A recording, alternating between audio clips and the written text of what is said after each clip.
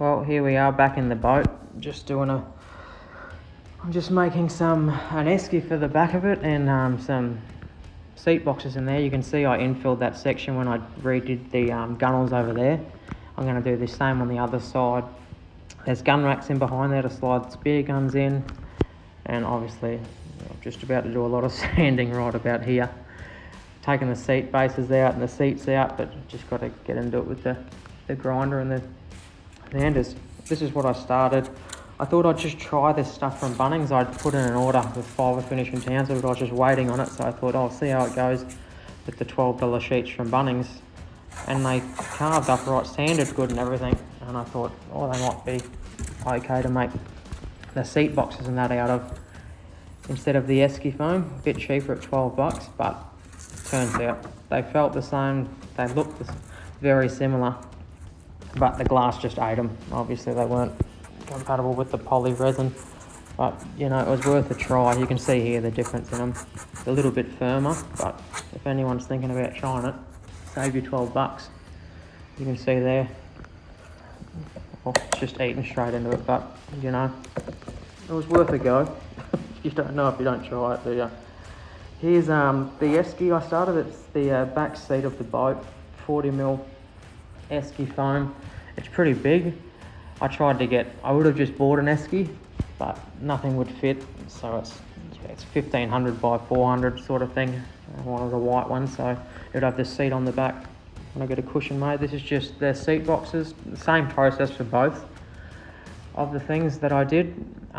This is just with they're all cut out, and I'm just putting them all together. I use them skewer sticks to stick it all together. Just jammed it through, and then I could mock them all up, I could move them around, I could put them in the boat, I could take them back out, I could sand them easily before I had to glue them all together. So there you go, that's just about to glue together. I might even have some glue on it. And so that's what I did, and I glued them all together. Then I gave them a bit of a sand and curved the edges, everything I was going to do.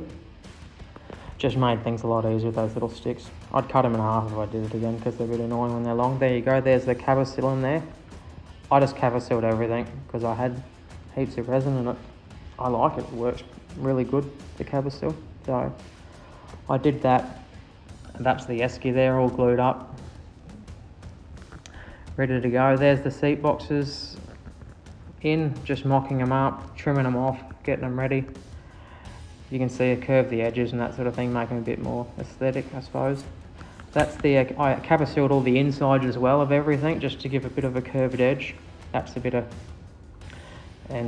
resin in there. I did on the insides. I had some tabbing, 250 chop strand that I did. I did 3 layers of that on all the corners and all the edges on the outside and inside. Then I did 2 layers of 450 on all the flat bits, and I did 1 layer of 450, a layer of 600 matte, and then another layer of 450 chop.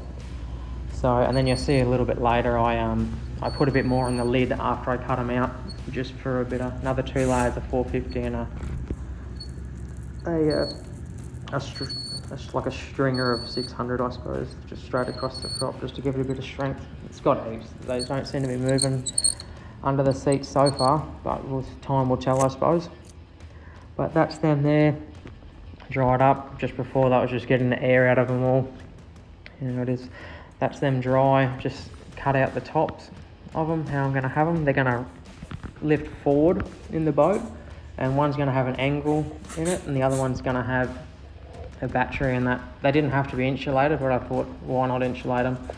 If I want to use them for something later on, I can put a bung in it and they'll be fine. There's an insulated thing. So that's it there. There's them chopped out. The next problem was the foam around the tops, or the edges of the foam. So I went down about 4mm. I cut into the foam, those edges, and I filled them all with Cavasil, just so nothing could go into the foam, like anything pointy or any water, nothing could get in there. So it's filled with Cavasil all the way around. It didn't really need to be stiffened up, but I suppose it will help with that as well. You can see here it's all dry, not fully sanded yet, but it's dried up in there, and it fit perfect. It all bonded it all well together. Seems to be really good. And they sit on there nicely. That's that bit there. And that's the box pretty much before they went in, and then I cab sealed them into the sides of the boat and tabbed them in with glass, and that was that. Once I got them set up, and flow coated them, flow coated the inside of the boat. I sanded the whole, I ripped it all back. So I thought I'd just flow coat the inside of the boat as well while I had everything out. And then the gunnels, and you'll see there, bit of fairing going on. That's them there in the boat, flow coated. Then a mock up of the seats on them there. You know, I'm gonna have they'll have a grass strut on it or some sort of strut that will lift them up. There's the Esky finished, hinges on. I haven't cut any of the bolts off inside yet, but I bolted everything all the way through, so you know it doesn't look the best, but they're 316 stainless, so they should last forever, and it should be all alright. That's the Esky. It seems we've had it on a few trips out now when it was half finished and it stayed together, so that's a plus. That's the inside of the boat. I've just been routing my eBay EVA deck here, but I might do a video on that later. But it's starting to look okay. It's going to be a pad on the back of that seat. Hopefully that's them lifted up with the seats on. And that'll be the end of that one. Thank you.